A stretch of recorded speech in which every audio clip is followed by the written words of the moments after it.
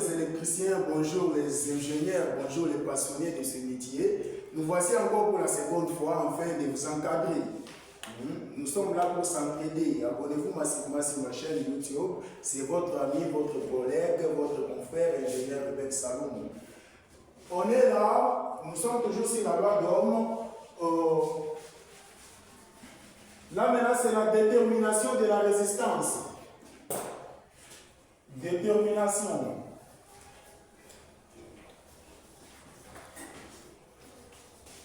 Détermination de la résistance. Détermination de résistance.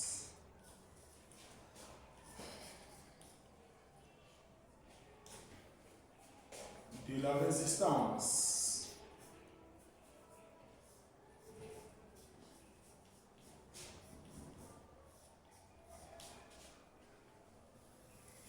Voilà.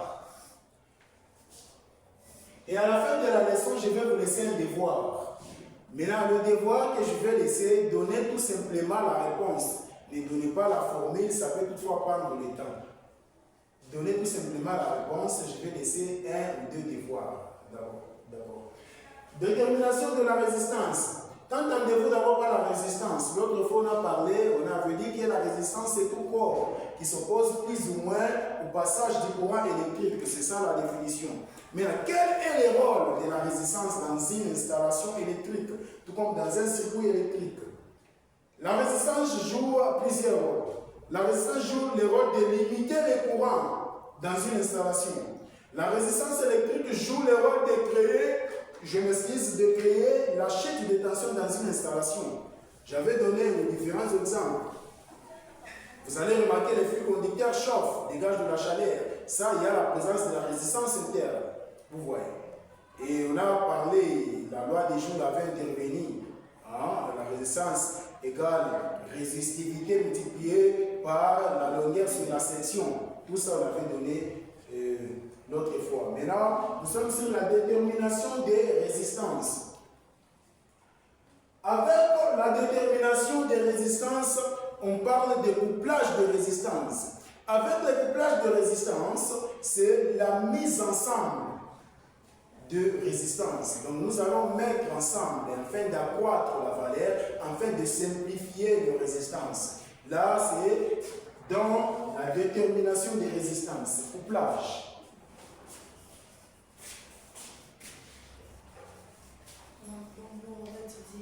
Couplage de résistance.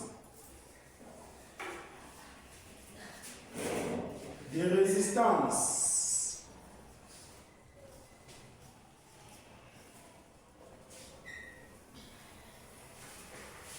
Voilà. Avec le couplage d'abord par définition, que ce soit le couplage de piles, le couplage de batterie, de lampes, de résistance, le couplage en électricité, on définit le couplage comme étant les modes de raccordement.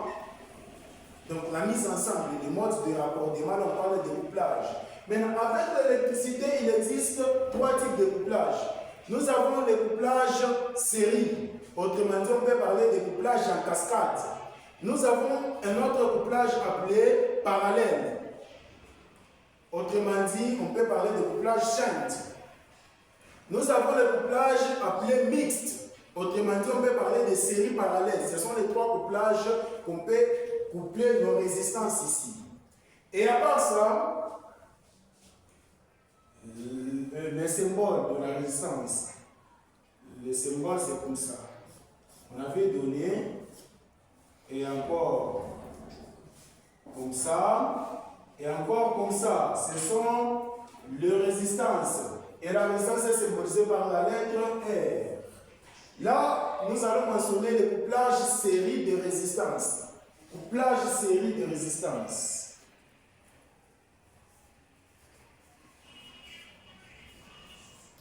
Couplage série. Voilà, couplage série. Avec le couplage série de résistance, qu'est-ce que cela veut dire? Là, nous allons coupler nous allons coupler l'une après l'autre. Donc, c'est le mode de raccordement, c'est la mise ensemble de quoi? Des résistances. Couplage série, autrement dit, c'est en cascade. Regardez, je mets la première résistance.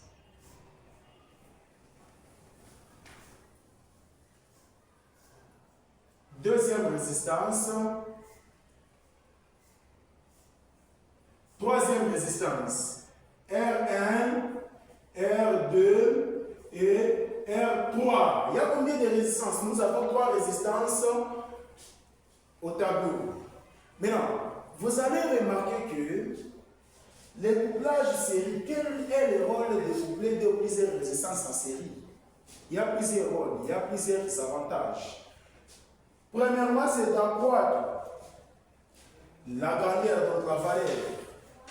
On peut toutefois avoir une plaquette électronique, une plaquette électrique, comme vous dit. Sur cette installation, donc, tout comme sur cette plaquette, la résistance adaptée, la résistance qui sera à mesure de, c'est une résistance de la valeur, par exemple, de 15 ohms. Mais vous regardez dans votre collection, vous n'avez pas une résistance de 15 ohms. Qu'est-ce que vous allez faire par là? Là, nous allons passer au procédé de couplage.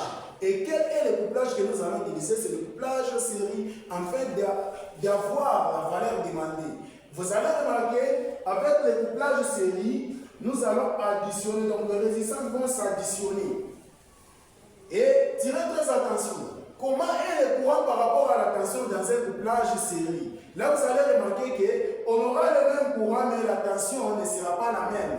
Donc, le courant que la première résistance va absorber sera le même courant à la deuxième résistance, à la troisième résistance. Donc, le courant est identique et le même. Mais la tension ne sera pas la même. Regardez. Là, on peut soumettre maintenant à une source. Voilà. Ici, nous avons le courant. Ici, nous avons la tension. Maintenant, avec la formule, pour déterminer la résistance totale, on peut toutefois vous dire de déterminer la résistance totale. C'est posé par R qui, autrement dit, on peut parler de la résistance équivalente. Ici, R qui sera comme ça. R qui sera égal à R1 plus R2 plus R3. Vous voyez. Par exemple, R1 ici, c'est combien? C'est 2 ohms. R2 c'est 2 ohms. R3, prenons 4 ohms. On peut toutefois changer R2 pour ne pas avoir une valeur identique. Ici, nous avons R, combien? R6. R1, 2 ohms. R2, 6 ohms. R3, combien? 4 ohms. Maintenant, pour trouver la résistance équivalente en série, nous allons additionner. Donc, R1 plus R2 plus R3. C'est ça la formule. On a remplacé maintenant résistance par sa valeur. Qu'est-ce que nous allons faire? Résistance équivalente sera égale. R1 c'est combien? R1 nous avons 2. Plus R2 c'est combien? 6. Plus R3 c'est combien? C'est 4. La réponse ici, on aura combien? Nous allons faire 2 plus 6 plus combien? Plus 4. On aura 12. On aura 12 ohms. Vous voyez, c'est ça la réponse. Nous avons 12 ohms. C'est comme ça. Vous allez remarquer que la valeur s'est augmentée. Vous voyez, là on a augmenté, on a accroître la valeur. C'est comme ça. Maintenant, regardez. On dit que le courant est le même dans un circuit, dans un couplage série. Le courant est le même. Donc, mais la tension que la première va absorber, la première résistance ne sera pas la même tension à la deuxième, tout comme à la troisième. Maintenant, qu'est-ce que nous allons faire par là? Là, on peut toutefois effacer d'abord détermination. On efface pour bien vous expliquer. Là, vous allez remarquer, par exemple, on nous demande de déterminer maintenant la tension totale, comme la tension n'est pas la même. Tension totale, IT. IT, tension totale. Mais la tension totale sera comment? Tension totale sera maintenant R1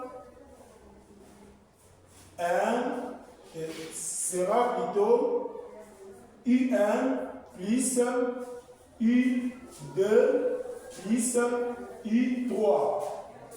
Vous voyez, qui veut dire tension totale égale I1 n'est pas égal à I2 n'est pas égal à I3. Là, vous allez chercher. Qu'est-ce que nous allons faire?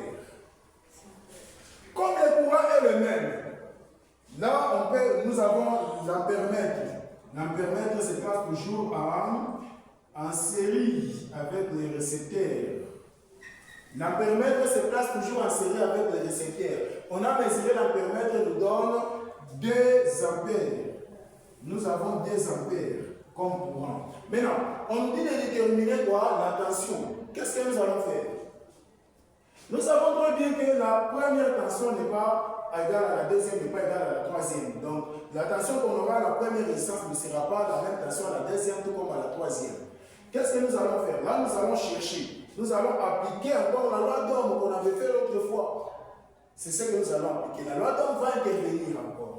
Maintenant, regardez. IT sera égal. Nous allons chercher maintenant la tension, la formule de la tension à la première résistance. La tension est égale à la résistance multipliée par le courant. Vous voyez. Maintenant, pour déterminer que c'est la résistance 1, nous allons mentionner R1, car le courant est le même. Même si on ne mentionne pas courant 1, pas de problème. Vous voyez, tension totale. Sera maintenant la résistance combien? 1. Donc tension 1.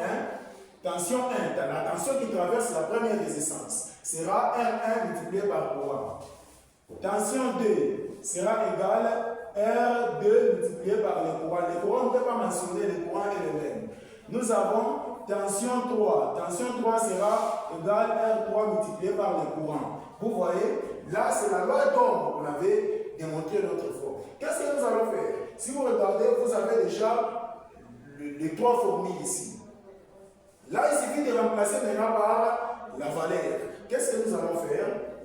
Chercher la première résistance et le courant. R1, nous avons combien? R1, nous avons 2. Donc, I1, première tension. Là, nous voulons maintenant remplacer par la valeur. I1 égale maintenant la résistance. Première résistance, c'est 2 multiplié par le courant. Le courant, c'est combien? 2 ampères. On a combien? 2 fois 2, on a 4. I2. I2, deuxième résistance, nous avons combien? Nous avons 6.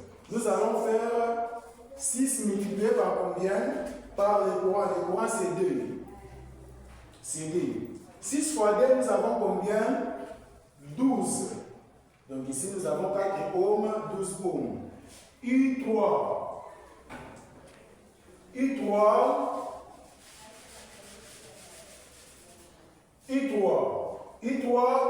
La même formule. Résistance 3 multipliée par le courant. R3, c'est combien? C'est 4. Nous allons faire 4 multiplié par combien? Le courant, c'est 2. Donc 4 fois 2, on a combien? 8. Vous voyez?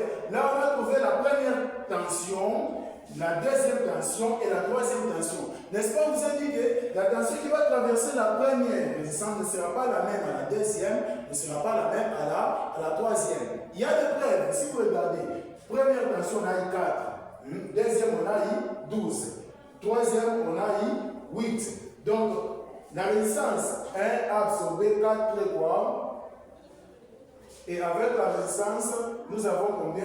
Ici, c'est 4 volts. On a eu 4 volts. Ici, nous avons aussi, à la deuxième, nous avons 12 volts. À la troisième, nous avons 8 volts. Vous voyez, que la tension n'est pas la même. Maintenant, on a trouvé la tension à la troisième, à la deuxième, à la quatrième. Mais c'est comme ça demandé, c'est la tension totale. La tension totale, on avait dit, c'est I1 plus I2 plus I3. Là, nous allons additionner les noms. Nous allons retourner à la formule. IT sera égal. IT sera égal. I1 c'est 4. Plus combien? Plus 12. Plus combien? Plus 8. Plus 8. C'est comme ça. Là, voilà. C'est comme ça. Là, nous allons faire 4 plus 12 plus combien? Plus 8. Vous allez remarquer que 4 plus 12 plus 8, on aura combien? On aura 24. On aura 24 volts. La tension totale, donc, c'est 24 volts. Merci beaucoup. Maintenant, j'aimerais vous donner le devoir. Ça, vous allez donner tout juste la réponse. Les devoirs. Nous sommes toujours sur le couplage série. Les devoirs, prenez les devoirs. Les devoirs, nous avons le couplage série. Première ici, nous avons première résistance, nous avons deuxième résistance, nous avons troisième résistance, nous avons quatrième résistance. Maintenant, nous avons R1 égale 8 ohms. R2 égale 4 ohms. R3 égale 6 ohms. R4 égale 7 ohms. Maintenant, on nous dit de chercher, déterminer la tension. Donc, U1 inconnu, U2 inconnu, U3 inconnu, U4 inconnu et déterminer aussi la tension totale. U2 inconnu. On vous dit de déterminer la première tension, deuxième, troisième et quatrième et la tension totale. Et à part ça, il y a, ça c'est première. Et déterminer aussi la résistance équivalente. La résistance équivalente inconnue. Sachez que l'intensité, tout comme les courants traversés, les courants parcourus par l'installation ici, nos 4 résistances, les courants est de combien? Le courant est de 3 ampères. Donc on a donné la valeur aussi de quoi? Du courant. Ça c'est un devoir. Donnez tout juste la réponse. Ne donnez pas la formule, donnez tout juste la réponse. Merci beaucoup. Abonnez-vous massivement. C'est la fin, mais la continuité, vous l'aurez. Merci beaucoup.